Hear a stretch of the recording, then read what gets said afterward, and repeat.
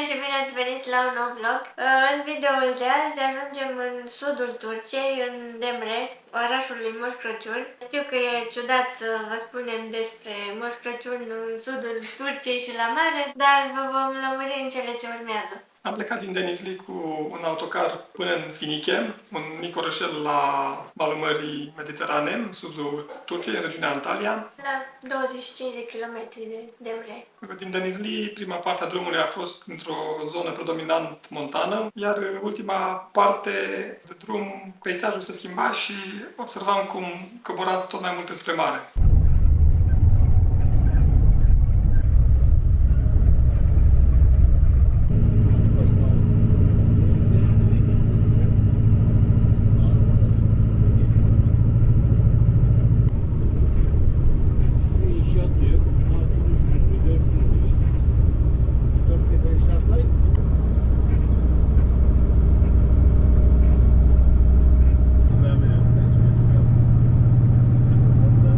Am făcut cu autocarul undeva la 5 ore aproximativ și în jur de ora 2 eram deja în Finiche, unde am stat aproximativ o oră până am luat următorul autocar înspre Demre. Transportul ne-a costat 300 de lire turcești de persoană, adică în lei undeva la 50-55 de lei. Autocarul din Demre este în centrul orașului, iar de acolo până la cazare am luat un taxi, cazarea fiind undeva la 2 km de zona centrală a orașului Demre. Ne rezervasem o cazare pentru o lună, aveam un apartament cu 2 camere, într-o casă cu alte 3 apartamente care se închiriau în regim hotelier. Găsisem cazarea asta pe Airbnb, dar în una dintre pozele de pe platformă era afișat numărul de telefon, așa că am contactat direct proprietarul și în felul ăsta am putut să plătim la fața locului și să evităm taxele Airbnb. Pentru apartamentul ăsta, pentru o lună, am plătit 7500 de lire turcești. La cursul valutar de atunci era undeva la 1800 de lei, deci undeva la 60 de lei pe noapte. Întotdeauna obții un preț mai bun dacă stai pe termen mai lung. Dacă plătești direct la fața locului. Da. Ne-am simțit foarte bine aici, era foarte curat, am avut tot ce aveam nevoie și cu siguranță e o cazare la care am revenit dacă am ajunge din nou în Demre. Deși cazarea nu este în zona centrală, este o zonă foarte liniștită și aproximativ în 20 minute pe jos ești deja în centrul orașului și în zona de magazine, în zona pieței, deci nu e nevoie neapărat de mașină pentru a ajunge la cazare. După ce ne-am instalat, am ieșit să vedem orașul, așa că am pornit pe jos spre zona centrală.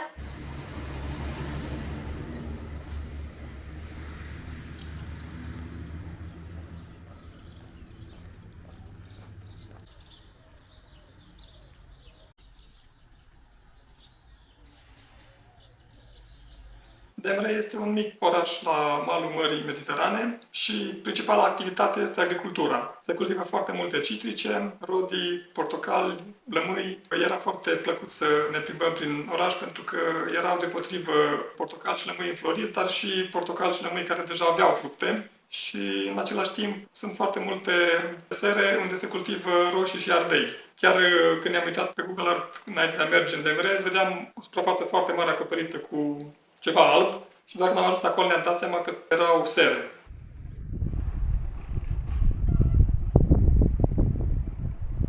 În trecut aici a trăit o comunitate de greci. Demre este de fapt orașul antic grec Mira, unul dintre cele mai importante orașe din Licia, o regiune istorică din Asia Mică și este cunoscut ca orașul lui Moș Crăciun. Chiar și pe sigla orașului apare Moș Crăciun și o mare parte din restaurantele și cafenele din Demre poartă numele de Baba Noel, Noel Baba, Santa Claus și așa mai departe. Chiar și piața din oraș se numește Baba Noel Merchezi, deci piața Moș Crăciun. Și da, e ciudat să te plimbi printre palmieri și să vezi sigla cu Moș Crăciun. Asta pentru că noi asociem Moș Crăciun cu ideea de Zapanul, Laponia da. și nordul Europei. De ce Moș Crăciun? Pentru că Sfântul Nicolae, născut în Patara, deci tot în provincia Licia, de care vă spuneam mai devreme, a fost episcopul orașului antic Mira, Demreul de astăzi, iar obiceiul legendar al Sfântului Nicolae de a oferi daruri a dat naștere tradiției cu Moș Nicolae, care în cultura creștin-occidentală este asociată cu Moș Crăciun. Tot în Demrei se află și mormântul inițial, mormântul original al Sfântului Nicolae, în interiorul bisericii Sfântul Nicolae din centrul orașului Demre. Am fost și noi să vizităm biserica. Care astăzi este un muzeu. Prima și cea mai veche biserică ridicată în cinstea Sfântului Nicolae a fost exact pe locul mormântului Sfântului Nicolae în secolul VI, dar a fost scufundată în urma creșterii nivelului Mării Mediterane și odată cu ea și mormântul. În același loc a fost ridicată biserica de astăzi, în secolul VIII, care a fost construită pentru locuitorii greci ai orașului din vremea respectivă. În 1923, în urma convenției dintre greci și turci, când au avut loc schimburile de populație între Grecia și Turcia, acel schimb forțat pe baza identității religioase a populației, biserica a fost abandonată. Și astăzi în Demre și în tot sudul regiunii Antalya sunt case părăsite. Au aparținut grecilor și ulterior, când s-a făcut schimbul de populație, au fost părăsite și nu au mai revenit în zonă.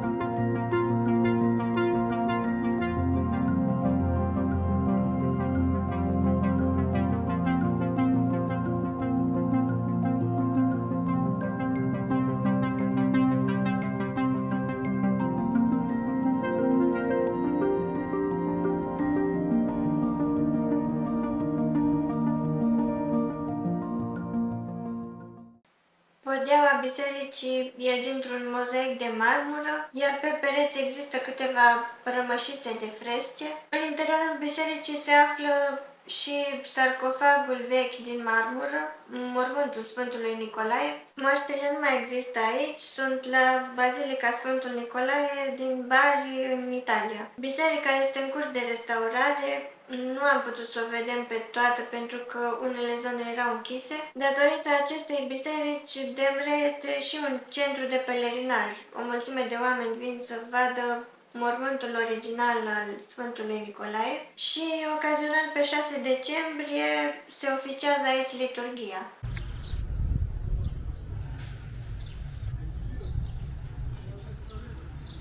În curtea bisericii este și o statuie cu Sfântul Nicolae înconjurat de copii. Chiar în fața bisericii este o piață care se numește Piața Baba Noel, Moș Crăciun, și este o piață mai tot timpul animată, unde se joacă foarte mulți copii, o piață piedonală, unde nu se circulă cu mașini. Acolo sunt și restaurante, cafenele, ceva magazine. Da, e practic centrul orașului.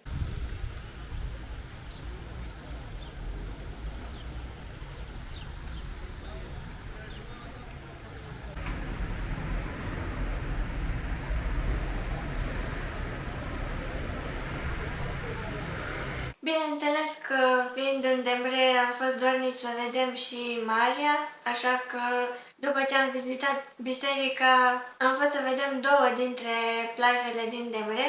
Prima a fost plaja Suluclu, care se afla la 4 km de centrul orașului. Am mers pe jos chiar dacă era vorba de 4 km, pentru că, deși plăcea să ne plimbăm printr-un loc nou și în felul ăsta făceam și mișcare. În Demre este un autobuz local care circulă în zona centrală, doar că nu ajunge până la plaje, fiind puțin mai departe de centrul orașului. Deci, dacă nu vreți să o luați la pas, trebuie luat un taxi.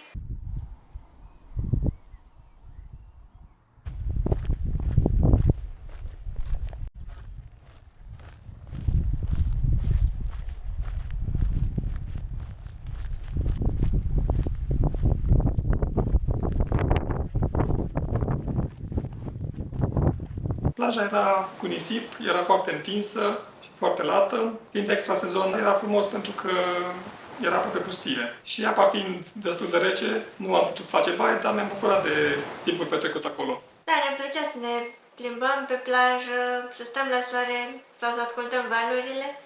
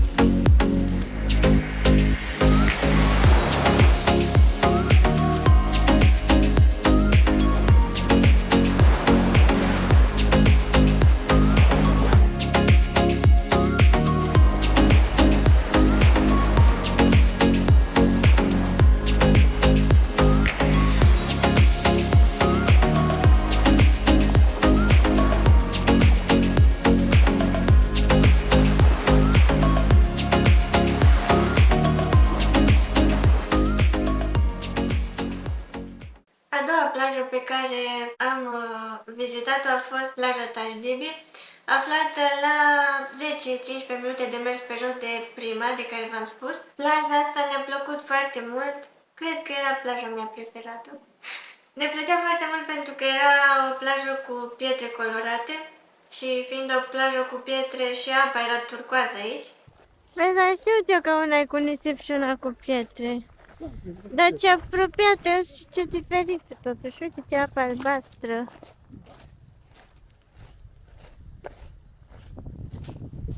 Da, îmi place plaja asta. Și din nou, fiind extra sezon, aveam momente când chiar eram singur pe plajă. Localnicii veneau, dar mai mult în weekend. Dacă mergeam în cursul săptămânii, chiar eram singuri de pe plajă.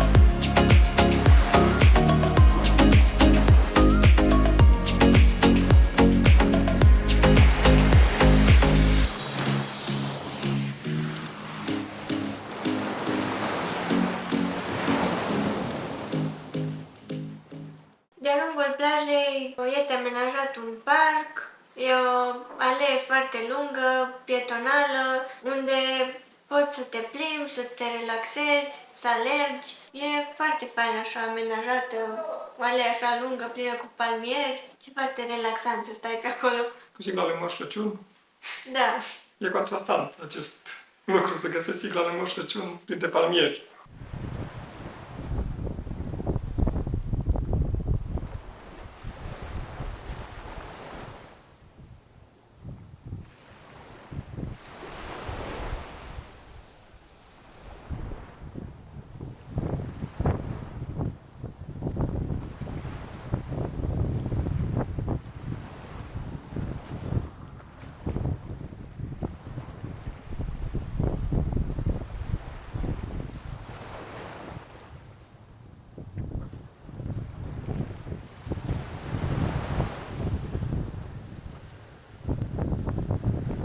Aici am venit de mai multe ori cât am stat în Demre. Veneam chiar și când era o zi norată, pentru că ne plăcea foarte mult să stăm pe plajă și să ne relaxăm după orele în care lucram.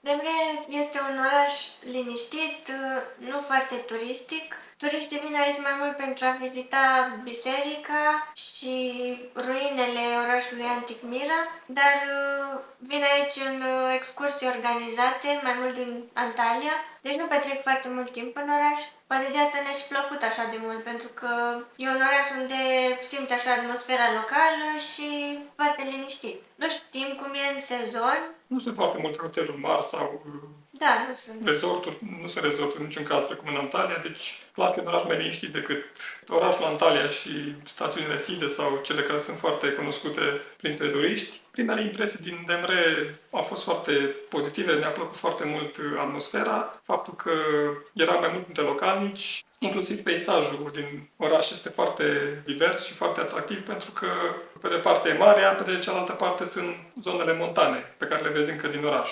Cam atât pentru azi. Sperăm că prin acest video ați descoperit încă un oraș în regiunea Antalya, în afara celor așa de bine cunoscute. Lăsați-ne în comentarii dacă ați fost în Demre și dacă v-a plăcut. În videoul următor vizităm ruinele orașului antic Mira și ajungem și în alte zone în apropierea orașului Demre. Vă mulțumim că ne-ați urmărit până la final. Și ne vedem data viitoare!